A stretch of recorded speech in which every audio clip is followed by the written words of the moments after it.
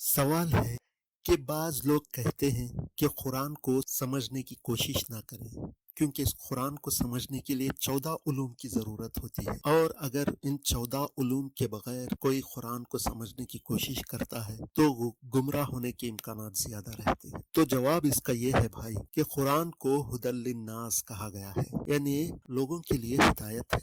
कुरान को नाजिल ही इसलिए किया गया है ताकि हम सोचें, समझें, नसीहत लें, हिदायत पाएं। सूरह बकरा आयत नंबर 219 में अल्लाह फरमाता है, कज़ालिका युबय्यिनुल्लाहु लकुमुल आयाति लअल्लकुम ततफक्करून, यानी इसी तरह अल्लाह तुम्हारे लिए आयतें साफ साफ बयान फरमाता है ताकि तुम सोचो। सूरह बकरा ही की आयत नंबर 242 में अल्लाह फरमाता है, कज़ालिका युबय्यिनुल्लाहु लकुम आयातिही लअल्लकुम ताक़िलून, यानी इसी तरह अल्लाह तुम्हारे लिए अपनी आयतें साफ साफ खोल कर बयान फरमाता है ताकि तुम समझो। और सूरह बकरा ही की आयत नंबर 221 में अल्लाह फरमाता है, वयुबय्यिनु आयातिही लिन्नासि लअल्लहुम यतज़क्करून, यानी वो अपनी आयतें लोगों के लिए साफ साफ बयान फरमाता है ताकि वो नसीहत ले। और आले इमरान की आयत नंबर 103 में अल्लाह फरमाता है,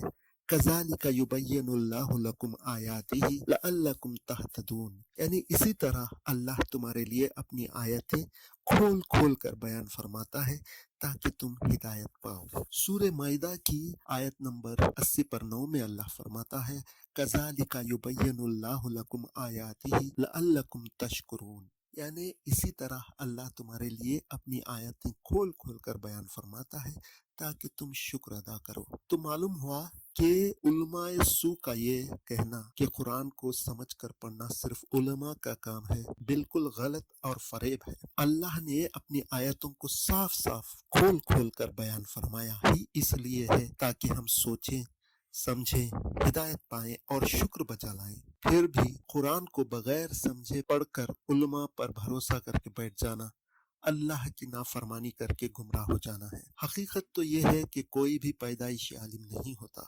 कुरान को समझकर पढ़ने के बाद ही आलिम होता है। और उलमाए सू का ये कहना कि कुरान का समझना बहुत ही मुश्किल है, बिल्कुल झूठ है। सूरह क़मर में अल्लाह ताला बार बार फरमाता है, वलक़द यस्सरनल कुरआन लिज़्ज़िक्र फ़हल मिन मुद्दकिर, यानी हमने आसान कर दिया है कुरान को नसीहत लेने के लिए, तो क्या है कोई नसीहत लेने वाला। सूरह क़मर आयत नंबर 17। और कुरान को हुदल लिन्नास कहा गया, यानी लोगों के लिए हिदायत। अब कोई इसको पढ़कर समझकर गुमराह होता है तो ये बहुत अजीब बात है। उम्मीद करता हूँ कि बात समझ में आ गई होगी।